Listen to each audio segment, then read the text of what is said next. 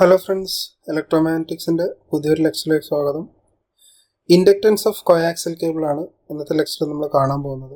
നമ്മൾ capacitance of കോയാക്സിൽ cable കണ്ട പോലെ തന്നെ ഇവിടെയും നമ്മളൊരു സെറ്റപ്പ് കൺസിഡർ ചെയ്യാണ്. ദാറ്റ് ഈസ് സെയിം കോയാക്സിൽ കേബിളാണ്. അവിടെ നമ്മളൊരു സർഫസ് ആണ് കൺസിഡർ ചെയ്യുന്നത്. That is placed in Z direction.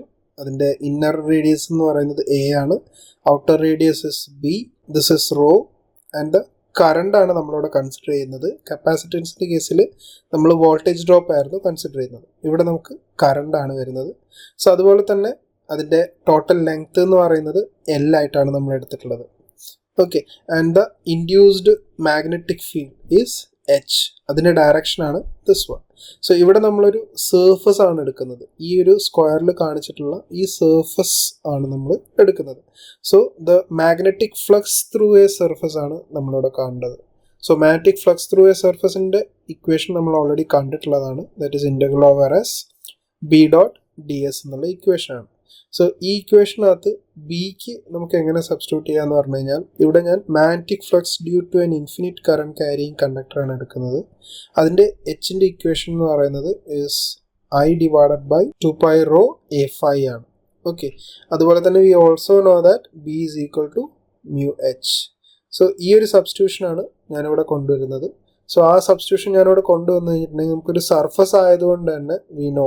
So ഈ സർഫസ് നമ്മൾ എടുത്തിട്ടുണ്ടെങ്കിൽ ഈ സർഫസിന് രണ്ട് പാരാമീറ്റേഴ്സ് ആണ് വരുന്നത്, ഒന്ന് റോയും ഒന്ന് സെഡും.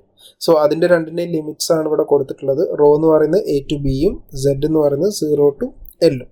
ആൻഡ് ബിക്ക് പകരമായിട്ട് ഞാൻ mu I divided by 2π rho കൊടുത്തിട്ടുണ്ട്, ദെൻ എ ഫൈ. സോ നമ്മൾ വെക്ടർ കാൽക്കുലസ് കണ്ടപ്പോൾ പറഞ്ഞിരുന്നു, ഡിഫറൻഷ്യൽ ഏരിയയുടെ കേസിൽ എനിക്ക് വരുന്നത് ഡി എസിന് പകരം ഈ എക്സ്പ്രഷനാണ്.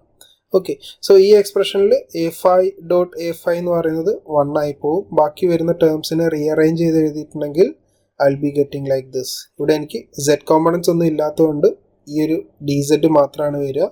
റോയുടെ കേസിൽ 1 റോ ആണ് വരുന്നത്. സോ ഇതിൻ്റെ കേസിൽ ഈ ഒരു ഇൻ്റഗ്രേഷൻ ചെയ്ത് കഴിഞ്ഞാൽ എനിക്ക് കിട്ടുന്നത് എൽ ആയിരിക്കും.